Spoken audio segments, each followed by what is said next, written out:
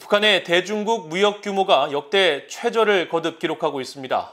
특히 지난 2월 중국으로부터의 실질적인 수입액은 20달러에 그친 것으로 나타나 사실상 수입이 없었던 것으로 파악됐는데 신종 코로나 바이러스로 인한 방역 조치가 한층 강화된 이후 이런 현상은 지속되고 있습니다. 함지하 기자가 취재했습니다. 중국 해관총서의 북중 무역 자료를 보면 지난달 북한이 중국에서 수입한 품목을 단 2개로 표시하고 있습니다. 이들 2개 품목은 전기 28,000kWh와 낮은 가치의 물품 약 1kg으로 각각 수입액은 3,381달러와 20달러입니다.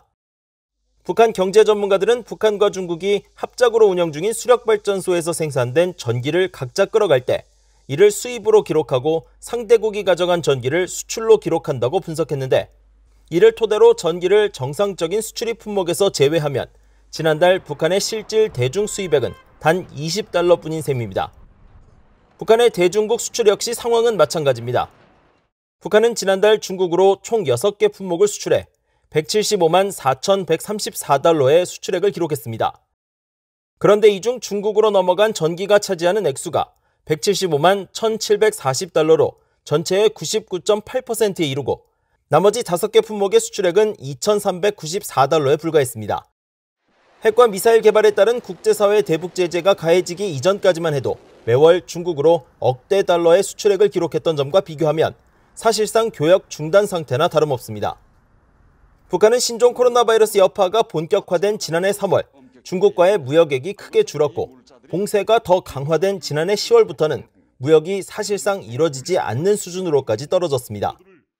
실제로 북한의 지난해 10월부터 올해 2월까지 북한의 대중 수출액은 약 738만 달러지만 여기에 전기 수출액 684만 달러를 제외하면 약 5개월 동안 실질 수출액은 54만 달러에 불과합니다.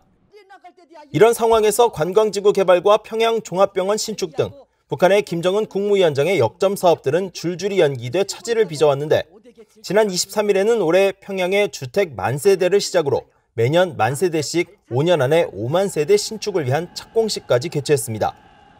북한 경제 전문가인 윌리엄 브라운 조지타운대 교수는 식량이 부족한 봄철이 되면서 북한이 밀가루 등 각종 식량과 소비재 품목을 수입해야 할 것이라며 국경문을 다시 열 수밖에 없는 상황에 처할 것이라고 지적했습니다.